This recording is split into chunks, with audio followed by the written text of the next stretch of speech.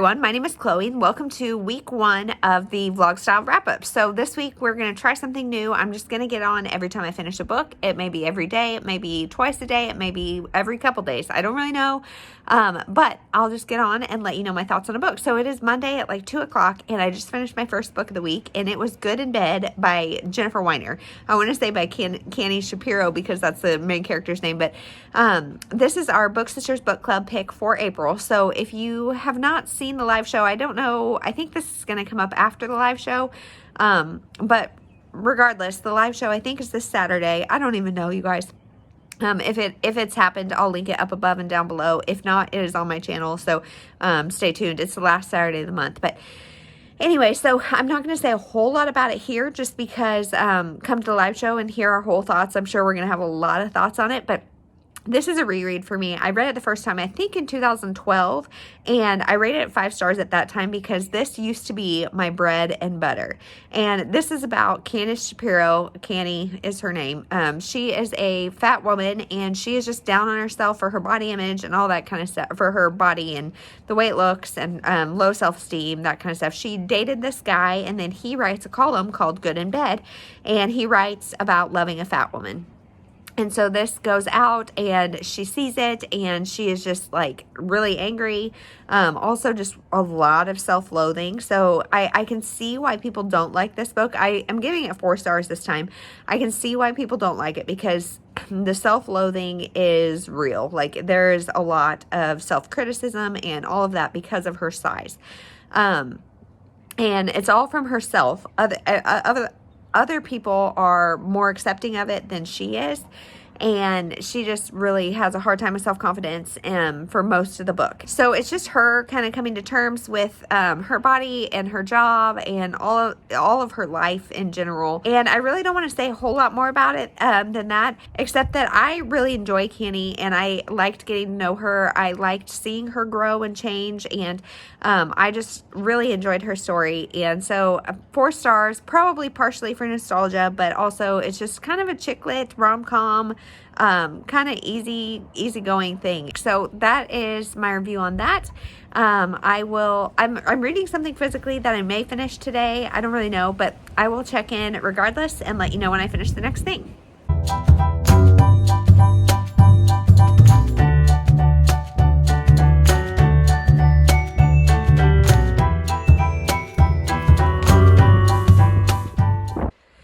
Hey everyone, I just finished Celebrate Mom, and this one doesn't have an actual like author because it's just an accumulation of poetry and sayings and stories and tributes and things to people's moms. So it was really sweet and inspiring kind of. I'm gonna give it 3 stars.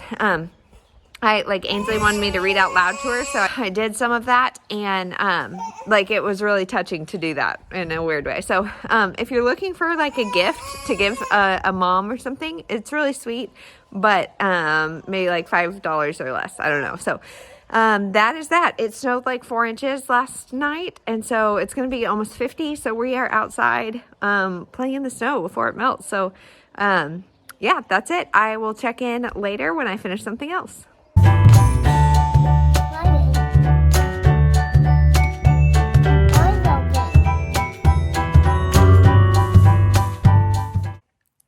Hey everyone, it is Wednesday and it's like 7 o'clock, and you guys, Kansas weather is crazy. Yesterday it was 4 inches of snow in the morning, then it was gone by like noon, 1 o'clock maybe, and today it's nice enough to be sitting outside after dinner. So I don't get it, but I finished another book. I finished Too Good to Be True by Carola, and I'm giving it 4 stars. The first half of this book was like 5 stars. I was loving it. I could not stop reading it. And then we found out the whodunit, and it just kind of like nothing happened after that point, I guess, and the ending was really unsatisfying.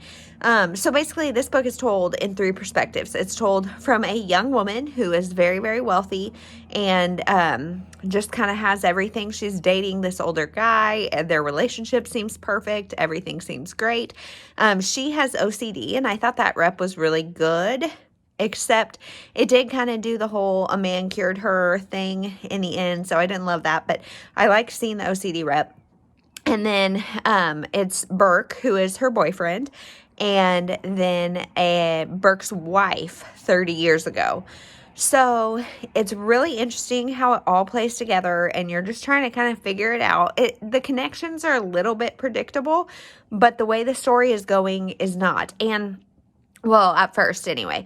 And there's a moment in the book, it's in Heather's perspective, where I literally like had tears in my eyes, was about to cry, and I never cry in books, let alone thrillers. And so the first half of this book, you guys, like 5 stars. But then, so we found out the whodunit, and everything just kind of like went from there. And I really didn't like Skye's choices at the end. I really didn't like what this book said about like justice. Like that didn't feel very, very satisfying. And I didn't like a trope that this uses. I don't want to say a whole lot more about that. Because it'd be spoilery, obviously, and I did not like the way it ended. So overall, I'm giving this 4 stars. I would definitely read more from this author. I think it's a debut, maybe. And so I'm like, her writing style was great. For me, it was really fast paced. I didn't want to put it down. There's like an epilogue kind of thing, and I thought there'd be like a final bam, and there wasn't.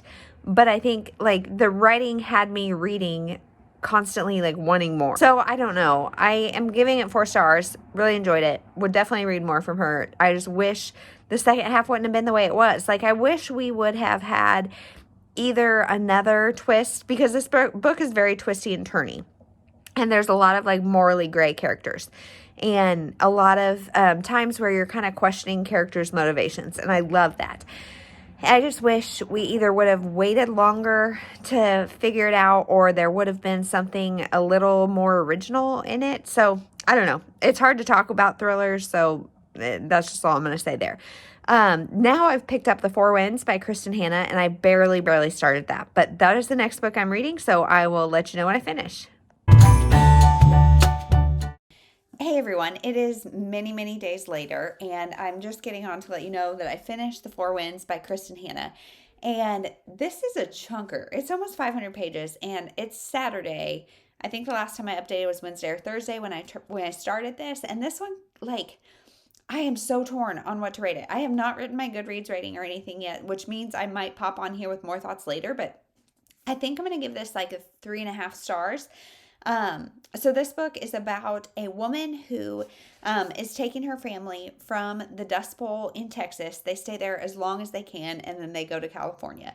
So it's 1934 or so when it starts, and it spans a couple years. And this woman has 2 kids, and it is just the hardships of that time. And when I say hardships, it is hard. And this book is very slow and bleak.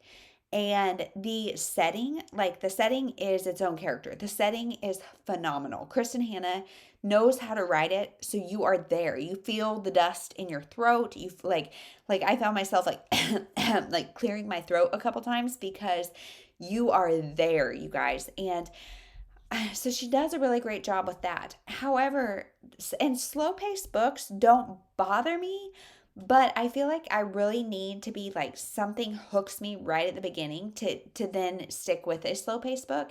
And this one, the first, like I would say there's 3 super emotional points in this book. And the first one didn't happen until about 37%. And for me, I was like kind of already feeling like sloggy a little bit. And again, like the setting is so great. There's not a lot of plot happening except just the like this family is getting kicked over and over and over and over, and not by unrealistic circumstances. They are a family that I'm sure is much like many families in this time. And I have read Out of the Dust by Karen Hesse and maybe like 1 or 2 other books about this Dust Bowl time. And so I feel like this book fills a gap for sure and is very necessary. It took me a while to really get into it, and it was still just very long. Now, take my review with a grain of salt, because I was one that did not, like, I thought The Nightingale was good, but it was just good. I have read better, and I didn't think it was like the exceptional, wonderful thing that everybody else does. And so, if you love The Nightingale, I imagine you will love this one because it is a very similar style. She just does a very great job. And the love this mother has for her kids is ridiculous and is so great. And so, at the end of this book, I finished it actually in the middle of the night last night. I had woken up and couldn't go back to sleep. And so I finished it, and I thought I seriously thought about getting up and going to sleep in my 3-year-old's bed just to cuddle her because the emotional response this evoked for me in 3 different spots was intense. I would say this book is very light on the hope. It is very bleak, and so reading a 500-page book that is so dark and heavy I think is a good word for this, is definitely something you have to prepare yourself for and you have to be in the mood for. And I don't know that I was necessarily ready for that. And like I said, I really wanted that emotional connection from the very beginning and not to have to kind of wait and work for it. But by waiting for it, it also really set the stage. So I'm giving it 3.5 stars because I didn't love the reading experience. At times I was kind of just slogging through it, but then the times that were great were so great. And I feel like this fills a gap in literature that you don't see very much of. And it also was just exceptionally written, in my opinion. My grandmother was born in 1934 in Oklahoma. This family is from Texas, but my family was from Oklahoma at the time, and her family, she was the second out of 5 kids, and they lived in Oklahoma during the Dust Bowl. And she thinks 1936 is when they hopped in a car with another family and they drove to California. And California is then where she grew up and where she lived and where my mom was born, where I was born. And so I called her this morning. It was like, tell me all about our family's experience in the Dust Bowl. And she she was like 18 months when they left Oklahoma, so she doesn't know very much. But one thing that I thought this book did that was so great is like I knew a lot about, I mean, not a lot, but I knew about people leaving the Midwest to go to California to escape this Dust Bowl. And it's also right after the huge depression strike. Like, money is still tight, the country is not in a good position. And so what I didn't think about before is what happens when you get to California. It's not all sunshine and roses there, and people there are not welcoming of Okies, and they're not welcoming of these people who are fleeing the Dust Bowl or the dust storms and things. And I didn't know. I didn't even think, like, I have never thought about that part of it. And so I asked her, what did our family do back in Oklahoma, and what did they do when they got to California? And it was really interesting talking to her, because they worked on farms and ranches and just kind of wherever they could get work. And then the war hit. And so it's like they got out of this Dust Bowl, got to California, 1936, 1937, that kind of stuff. And then the war hit. And so I just thought it was really, really, really interesting, both for like this book in and of itself, but the fact that this is part of my family's history. And my great grandma, we don't know exactly the timing of when my grandma told me they got in she thinks it was like a Ford Model T, with a whole nother family, got in the car and drove to California.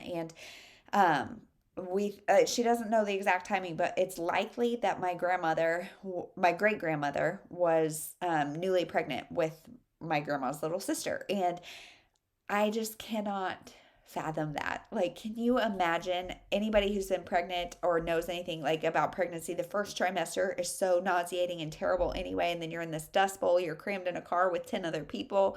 Like, this was a bleak time, and this book very accurately reflects that. And this was one of my most anticipated books just because I knew it would be somewhat personal to my family's story. I also love Kristin Hannah. I do feel like her later books, like The Nightingale and The Great Alone and this one, all do have kind of a different, slower tone. She's definitely taking the setting as a character. And so if you love that, where the setting is a character, this book is another one for you because this was very well done. So 3.5 stars just because not exactly my writing style or writing taste, but I really enjoyed it. So that one, like I said, though, kind of put me in a funk because so often I was like, I think I just want to pick up a podcast or listen to something like that because I did have this on audio, and if you can get it on audio, I would recommend it because I think it's January LaVoy. If I'm wrong, I'll put on the screen who the narrator is, but she did a great job. And in the end, there's like an interview with Kristin Hanna and an author's note, and there's a lot of good information in the back of this book on audio. I don't know if it's in the physical copy. It is not. It is not. So I would say pick it up on audio if you can, at least to listen to that end part. But it was really good. It just is heavy and hard, and you've got to be in the right space for that. I almost feel like that book is one that would be best like binged, but I don't know. Like kind of getting in that headspace and really sticking in that world could be beneficial. If you could handle it, I guess. So that is what I'm reading. Now, I just finished the Book Sisters live show. I've got to go put the kids down for a nap. And I have picked up Anna K by Jenny Lee, and I'm really liking it so far. I have been told it is like Gossip Girl meets Crazy Rich Girlfriend or China Rich Girlfriend. And I'm definitely getting that vibe. So I'm excited. I'm glad it's a huge change of pace. And so I will check in hopefully today or tomorrow and let you know what I think of that. Hey everyone, it is Sunday. It's like 11:30 and I just finished Anna K by Jenny Lee, and I don't know. I think I'm going to give it 2.5 or 3 stars. I haven't written my review yet, but you guys, I don't know. This book was like promoted as Gossip Girl meets Crazy Rich Asians, and that sounded really fun. And I feel like that's a very accurate like promotion. But what it like manifested as is really just like rich kids getting into drama. That is really it. I mean, it was just a lot, like there was a lot of drama. There was a lot of relationships. The book starts with like, here's a who's who of the book, and it tells you every single character in order that they appear. And like initially I was like really overwhelmed. I like wrote it all down because I'm listening to it on audio. So I wanted to make sure I could keep everybody straight. And honestly, I don't feel like that was really necessary. Like you can kind of keep people straight, but and then it's just a lot of the like inner drama. And so if you are into that, I think you would like this. If you like Gossip Girl meets Crazy Rich Asians, I think you would like that. For me, it just came off like it took a while for me to get invested in the characters, and I was more annoyed by the fact that it's like you very rich privileged kids, cheating, doing drugs, doing drinking, doing all these things. There are some sweet sibling relationships and some good different discussions brought up that definitely trigger warning for depression, cutting. There's a lot of drama. There's just a lot of privilege. And so there's kind of, I don't know. It was just okay for me. I'll probably give it 3 stars. I don't really know. So that is that. So that is everything I have read this week. I think what I'll do at the end of these vlogs is just a little bit of life stuff. So if you don't care about it, go ahead and click away. Thank you so much for watching. Have a great week, weekend, whatever.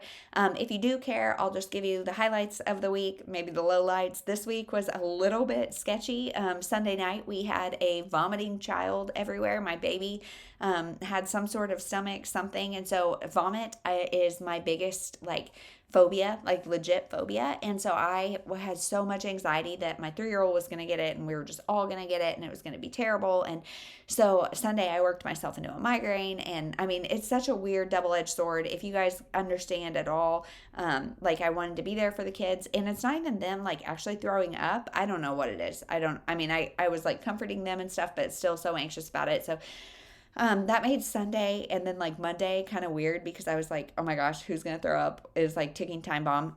Knock on wood, nobody has yet. And so I don't know if she maybe got into something or what happened. But then we had snow this week. What the heck is that? I don't know. It's also currently I'm filming this. It's 66 degrees and beautiful outside. So that's weird to say we had 4 inches of snow this week, but we did.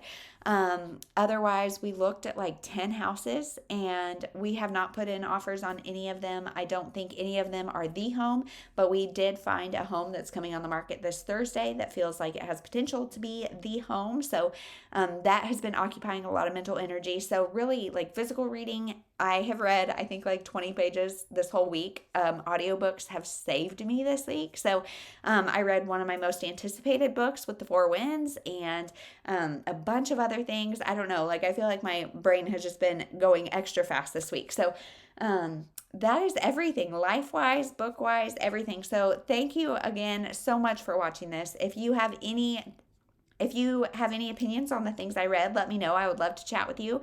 How was your week, and what do you have coming up this week? So I hope you have a great one, and we'll talk to you in the next one.